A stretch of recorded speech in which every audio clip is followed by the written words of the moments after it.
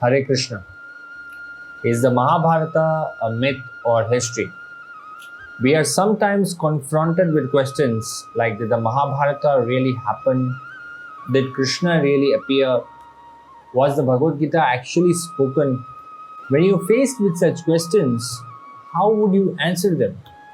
What are the evidences? Where are the evidences? Can the Mahabharata be proven as an actual historical event? Which year did the Mahabharata war happen? Which year did Krishna appear? Such data points are very useful for our personal conviction and also for preaching to others.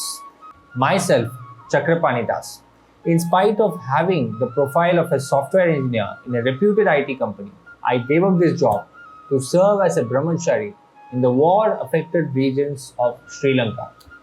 During my travels in that country, I happened to meet a senior Buddhist monk who once told me that the 2300-year-old Buddhist Jatakas contain references to Krishna and the Mahabharata.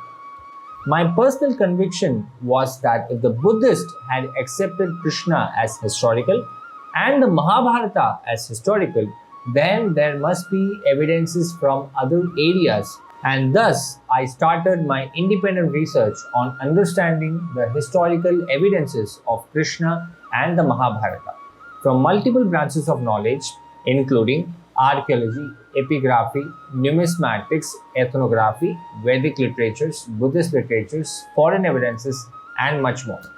All these evidences have been compiled into a single course, which is starting soon.